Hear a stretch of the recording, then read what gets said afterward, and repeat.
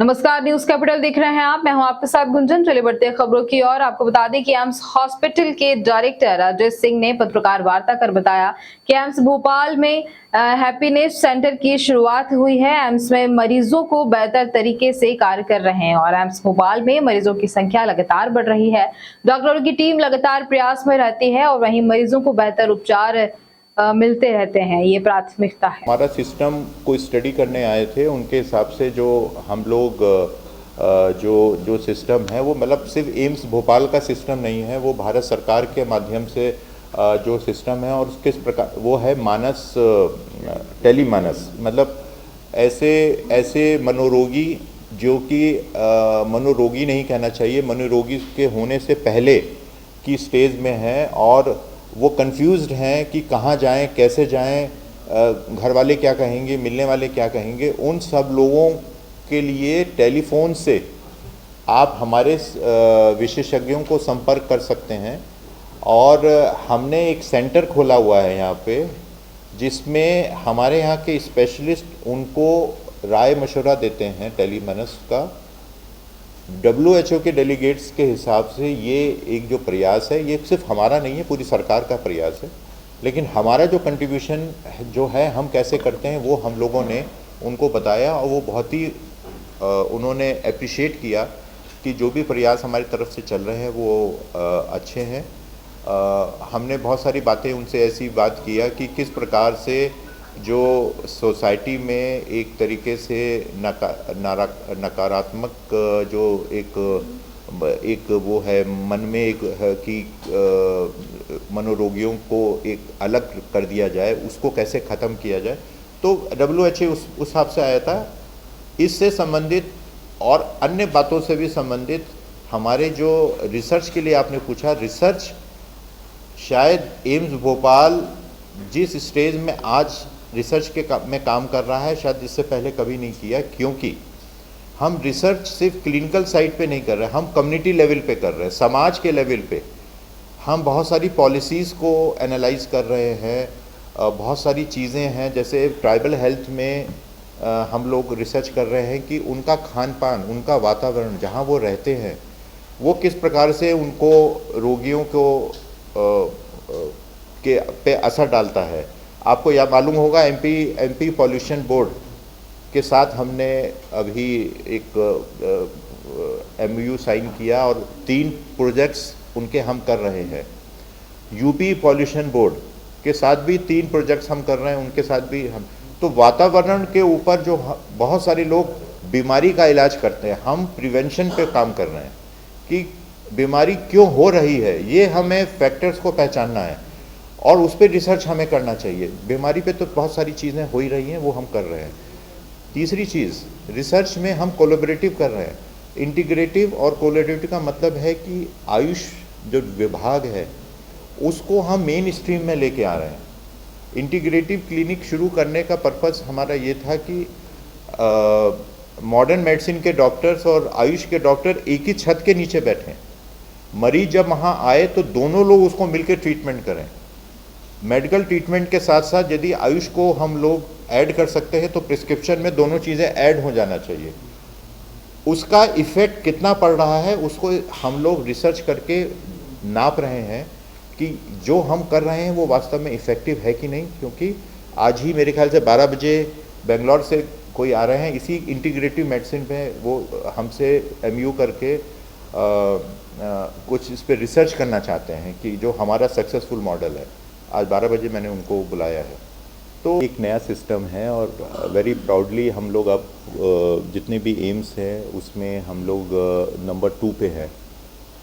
और ये एक हम लोगों ने रजिस्ट्रेशन, शायद पहले जब मैं आया था आप लोगों से मिलना हुआ था तो आप लोगों ने कहा था कि लाइनें लगी रहती हैं लंबी लंबी और लोग 4 बजे आ जाते हैं, 5 बजे आ जाते हैं, इतने किलोमीटर उतने किलोमीटर ये वो।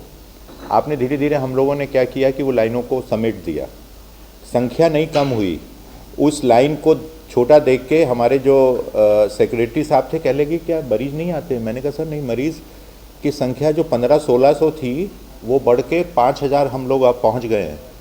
तो संख्या नहीं बढ़ी लेकिन भीड़ इसलिए नहीं दिखाई पड़ती। उसमें कुछ हमने लिए जिसमें QR कोड भी है। आप अपने घर बैठ के ऐप को डाउनलोड कर लें यदि, तो आप उसको रजिस्ट्रेशन करा सकते हैं। आप नहीं ऑनलाइन रजिस्ट्रेशन करा सकते तो आप यहाँ आएँ, आपके पास स्मार्टफोन है तो आप QR कोड्स लगे हुए हैं, आप उनसे अपना रजिस्ट्रेशन करा सकते हैं। ऐसे मरीज जो एक बार यहाँ आ चुके हैं लेकिन अब वो दोबारा आना चाहते हैं, तो अब उनको दोबारा से भीड़ में लगने की आवश्यकता नहीं है। वो सीधे उस वार्ड में पहुँच जाते हैं, उस डॉक्टर के पास पहुँच जाते हैं जहाँ पे उनको दिखाना है। तो वहाँ की भीड़ कम होती चली जा रही है और हम लोगों ने कंप्यूटर्स के माध्यम से उनको जोड़ना शुरू कर दिया है सारे OPDs को।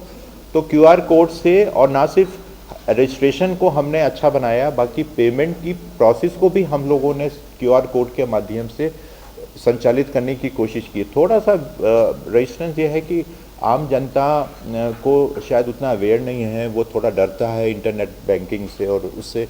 तो हम लोगों ने मे आई हेल्प यू करके कुछ ऐसे 10 लोगों को रखा है जो यहाँ पे एक टैग लगाए घूमते हैं और वो जगह जगह पे इस तरीके के लोगों को गाइड करते हैं। आपने शायद यदि आप जाएं OPD एरिया में तो हम लोगों ने डिफरेंट काउंटर भी ऐसे बनाए हैं जो इस रूप में ऐसे लोगों को समझाने के लिए, बताने के लिए प्रतिबद्ध हैं कि वो इस प्रकार की सुविधा को बिना लाइन में लगे उसको कर सकते हैं। तो उसका रिज़ल्ट ये निकला कि अब लाइन वैसी लाइन नहीं होती, लोगों को अब वो शिकायत थोड़ी कम है।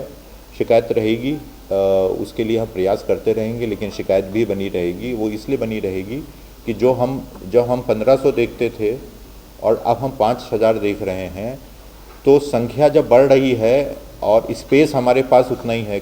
किसी ने मुझे फ़ोन किया, मुझे नहीं मालूम आप लोग में से है, कि ऑप्स एंड गायनी में बैठने की व्यवस्था कम है। प्रॉब्लम यह है कि एकदम से सडनली हमारा ऑप्स एंड गायनी डिपार्टमेंट एकदम से ऊपर निकल आया। अब हर आदमी जो है वो NHM ने भी हमको सुविधाएं दी। हम लोगों ने जितनी भी कॉम्प्लिकेटेड प्रेगनेंसीज़ हैं उनके लिए अलग सेंटर बनाए, तो सब लोग हमारे पास अब आ रहे हैं। तो हम धीरे धीरे कोशिश कर रहे हैं कि उनकी सुविधाओं को बढ़ाएं, लेकिन स्पेस का, मैंने फिर बोलूँगा, स्पेस की लिमिटेशन है। उसी स्पेस में बेहतर से बेहतर काम करने की हम लोग काम कर रहे हैं। आप नवाचार और कितना आप इसको सक्सेसफुल मानते हैं? एम्स की तस्वीर कैसे बदलने में कामयाबी मिली है? सर दूसरा, सर जो 100 एकड़ जो आपने रातीगढ़ में ज़मीन को लेकर जो है बातचीत चल रही है सर, किस तरह की सर डेवलपमेंट सर आप करना चाह रहे हैं सर भविष्य में?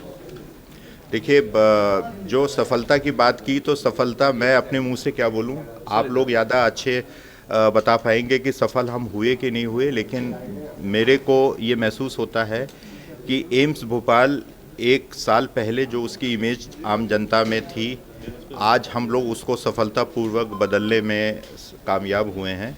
और उसका एक मुझे मापदंड ये दिखाई पड़ता है कि हम लोगों के जो मरीजों की संख्या है, चाहे वो OPD की संख्या हो, चाहे नंबर ऑफ़ सर्जरी की हो, चाहे भर्ती की संख्या हो, वो बहुत ज़्यादा बढ़ गई है। 3 टाइम्स मैंने जो आपको शेयर किया है डेटा, आप देखेंगे लगभग 3 टाइम्स तक भी वो बढ़ी है।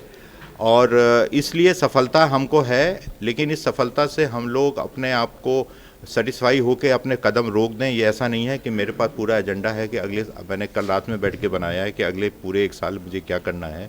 जहाँ तक आपने पूछा कि 100 एकड़ पे हम लोग क्या काम कर रहे हैं, हम भरसक प्रयास कर रहे हैं कि हमको 100 एकड़ मिले, लेकिन शायद एक जगह पे 100 एकड़ नहीं मिलेगी, तो थोड़े छोटे छोटे टुकड़ों में हो सकता है हमको मिले।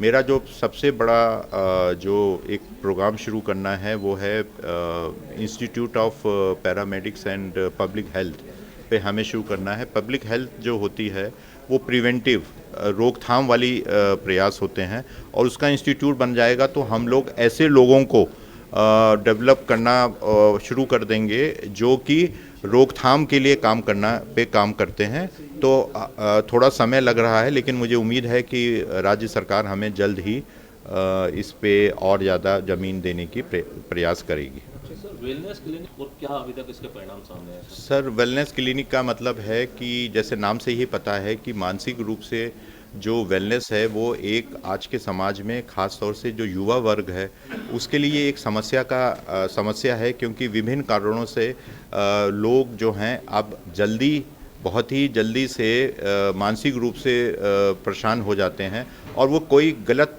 स्टेप भी ले सकते हैं।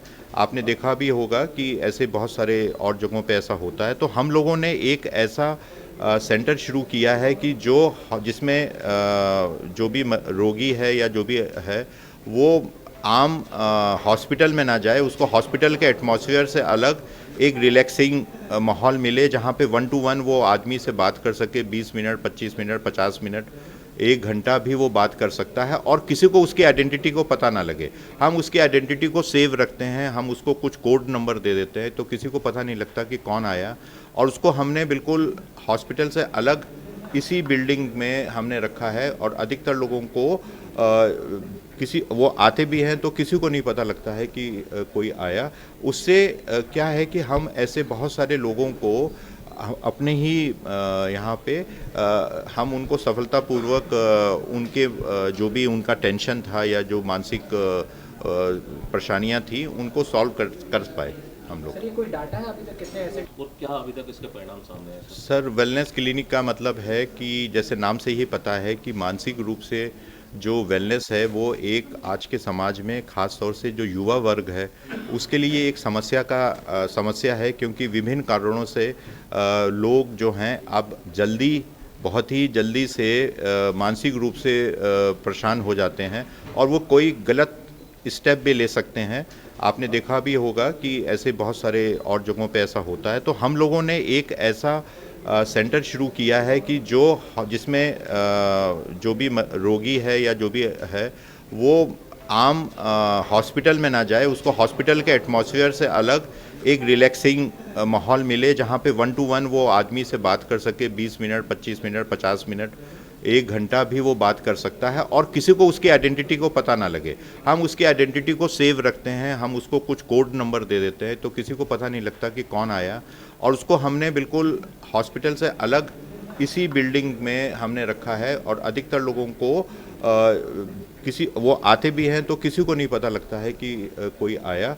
उससे क्या है कि हम ऐसे बहुत सारे लोगों को अपने ही यहाँ पे हम उनको सफलतापूर्वक उनके जो भी उनका टेंशन था या जो मानसिक परेशानियाँ थी उनको सॉल्व कर पाए हम लोग। सर, ये कोई डाटा है अभी तक कितने ऐसे